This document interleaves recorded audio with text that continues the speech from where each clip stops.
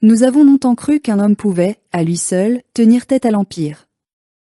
Nous avons cru qu'avec la vérité, la foi et la justice de notre côté, nous pourrions vaincre les chars, les mensonges et les bombes. Nous avons cru qu'en suivant Laurent Gbagbo, nous écrivions une page d'histoire où la Côte d'Ivoire se tiendrait debout, libre et digne, devant le monde.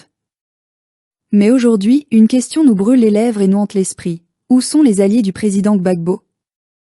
Parce qu'une guerre, aussi juste soit-elle, ne se gagne jamais seule. Et aujourd'hui, tout indique que Laurent Gbagbo mène une bataille sans armée, sans relais, sans appui solide. Face à lui, Alassane Ouattara n'est pas qu'un homme. Il est le visage local d'un système tentaculaire. Derrière lui, il y a la France, celle de Sarkozy hier, celle de Macron aujourd'hui, les États-Unis, Israël, l'Union européenne et toutes ces forces qui ont fait de l'Afrique leur terrain de jeu stratégique. Ce n'est plus une question d'élection, c'est une guerre d'influence mondiale. Et dans ce combat où les cartes sont truquées, le président Gbagbo semble plus isolé que jamais. Ses propres partisans doutent. Ses propres lieutenants discutent ses décisions. Ses alliés d'hier le critiquent à voix basse. Et dans le pays, un murmure monte. Gbagbo est-il encore l'homme de la situation? Ce doute, il nous fait mal. Parce que Gbagbo, pour beaucoup d'entre nous, ce n'est pas seulement un homme politique. C'est un symbole. Le visage d'une Côte d'Ivoire résistante, fière, attachée à sa souveraineté. C'est celui qui a dit non quand tout le monde disait oui. Celui qui a refusé de plier quand les bombes françaises tombaient sur Abidjan. Mais un symbole, aussi grand soit-il, ne peut pas gouverner à la place d'une stratégie. Le président Gbagbo semble enfermé dans une logique de résistance solitaire. Il parle de paix, de réconciliation, de prudence, pendant que le pouvoir, lui, avance méthodiquement, verrouille les institutions, étouffe l'opposition et prépare les lendemains à sa manière. Pendant que les forces impérialistes consolident leur position économique et militaire, le PPACI s'enlise dans des débats internes, des querelles de clans et des décisions floues.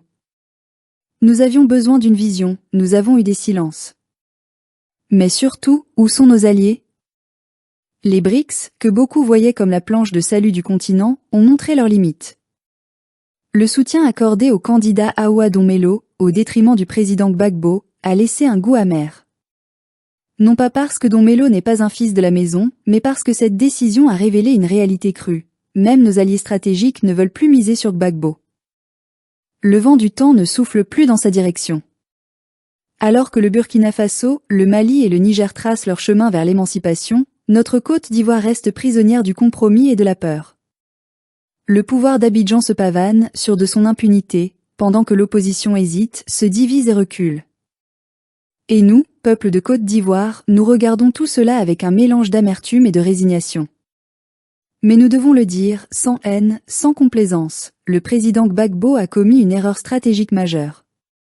Celle de croire que l'histoire se répète toujours de la même manière. Celle de penser que le même discours, la même posture, suffirait à rallumer la flamme du peuple. Non, les temps ont changé. L'Afrique bouge, les jeunes se lèvent, les alliances se déplacent. Nous ne pouvons plus combattre le système d'hier avec les méthodes d'avant-hier. Pendant que Gbagbo parle, Ouattara agit. Pendant que le PPACI discute, le RHDP consolide. Pendant que nous espérons, la machine du pouvoir avance, écrasant toute contestation, infiltrant toute résistance, achetant tous les silences. Et face à cela, notre président semble fatigué, prisonnier d'une fidélité à lui-même, d'un entêtement que certains appellent courage, mais qui ressemble parfois à une forme d'isolement. Nous ne renions pas Gbagbo. Nous ne pouvons pas le faire. Ce serait trahir notre propre mémoire. Ce serait cracher sur tous ceux qui sont tombés pour la cause de la souveraineté. Mais nous devons parler vrai. Parce qu'aimer un homme, c'est aussi savoir lui dire quand il se trompe.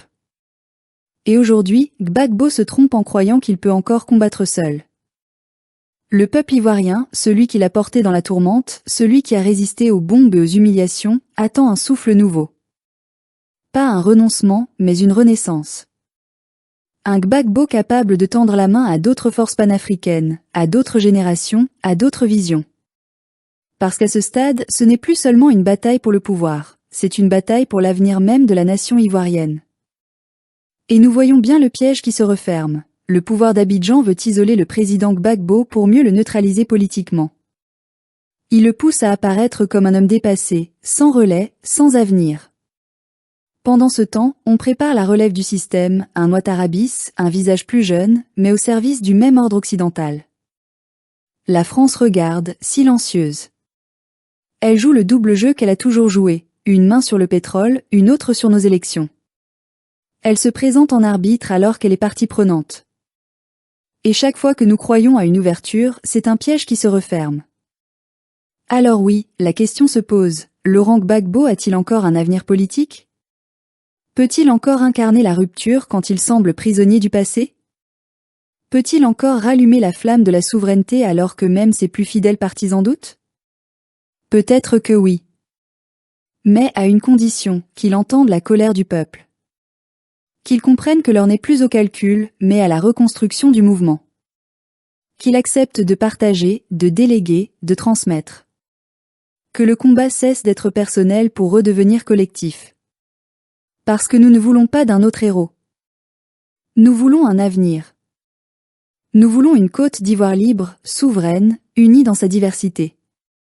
Nous voulons un pays où plus jamais un homme ne soit au-dessus du peuple, ni par les armes, ni par la ruse, ni même par la gloire passée. Nous restons attachés à Gbagbo, mais nous refusons l'immobilisme. Nous respectons le père, mais nous exigeons le renouveau. Le temps est venu de refonder la lutte, d'appeler à une nouvelle alliance panafricaine, d'unir les voix de l'Afrique contre l'emprise étrangère. Nous savons que la route sera longue. Mais chaque peuple finit par atteindre son aube. Et quand ce jour viendra, nous voulons pouvoir dire que nous n'avons pas cédé à la peur, ni à la fatigue, ni à la nostalgie. Nous voulons dire que nous avons gardé la foi, malgré tout. Et si le président Gbagbo retrouve ce feu intérieur qui faisait trembler les puissants, alors peut-être, oui, l'histoire lui offrira une dernière bataille. Mais elle ne lui pardonnera pas de la livrer seule.